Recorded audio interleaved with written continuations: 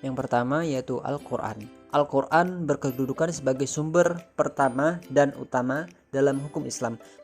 Kedudukan ini mengharuskan umat Islam memahami pesan-pesan yang dikandungnya untuk dilaksanakan dalam kehidupan.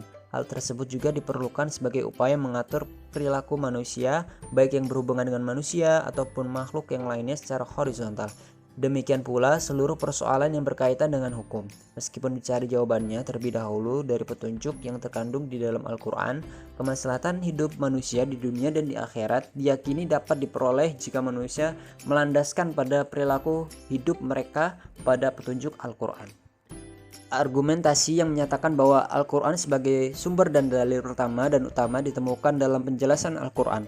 Al-Quran sendiri pada jumlah ayatnya lebih dari 30 kali ditemukan perintah mematuhi Allah dalam Al-Quran. Bahkan meninggalkan aturan yang disebutkan Al-Quran akan membawa akibat meningkatnya kejahatan yang dilakukan manusia.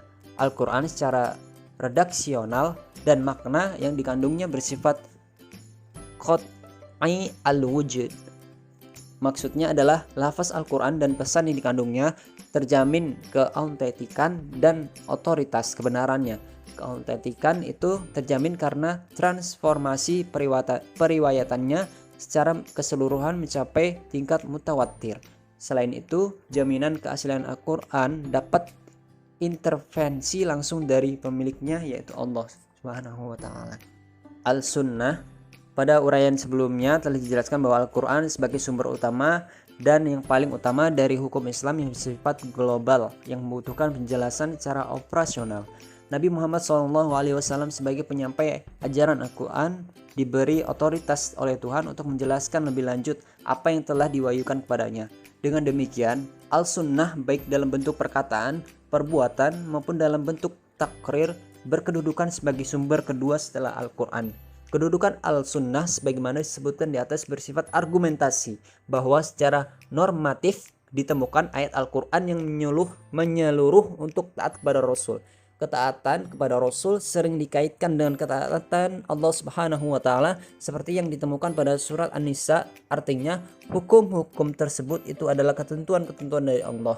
Barang siapa taat kepada Allah dan Rasulnya, niscaya memasukkannya ke dalam surga. Al-Quran sering menetapkan beriman kepada Rasul sama dengan keimanannya beriman kepada Allah Subhanahu wa taala. Disebutkan dalam Quran surat Al-A'raf ayat 158. Penegasan Al-Quran juga menyebutkan bahwa perbuatan Rasul berdasarkan wahyu yang diturunkan kepadanya seperti yang disebutkan dalam surat An-Najm ayat 3 yang artinya dan tidaklah diucapkan itu Al-Quran menurut kemauan hawa nafsunya. Akal dan proyeksi ijtihad. Pengertian akal. Akal menurut Al-Quran lebih khususnya menurut pengertian pra-Islam yaitu bahwa memperhatikan alam sekitar dengan otak yang dimana otaknya adalah organ tubuh akal. Artinya akal itu sendiri terdapat di dalam otak seorang yang digunakan untuk berpikir dan berdasarkan pemikiran itu maka lahirnya suatu ide atau gagasan mengenai suatu masalah yang dipikirkan.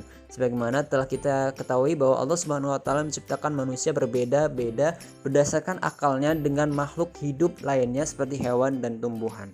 Berdasarkan perspektif Islam, peran akan dibagi menjadi dua, yaitu yang pertama memahami nilai-nilai agama apabila ada doktrin yang kurang jelas. Akal akan merumuskan pelaksanaannya. Adapun ketika sebuah doktrin agama memiliki nilai-nilai sosial, akal bertugas menerjemahkan dalam konteks kehidupan kekinian, bukan untuk mengubah doktrin melainkan menemukan pelaksanaan doktrin.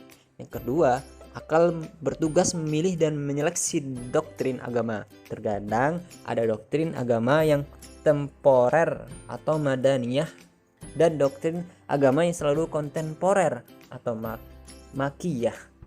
Terikat hal ini akal bertugas untuk memilih kemungkinan terbaik pelaksanaannya.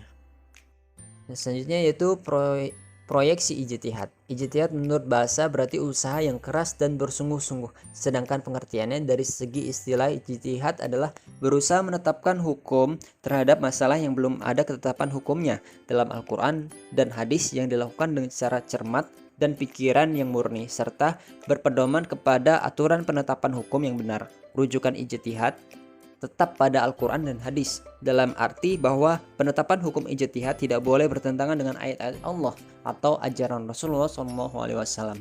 Orang-orang yang berijtihad tersebut mujtahid.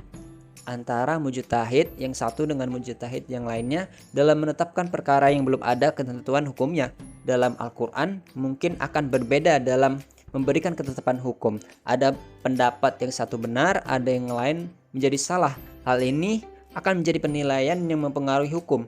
Ijtihad menjadi sumber hukum Islam yang ketiga. Boleh oleh siapa saja memiliki prasyarat minimal memahami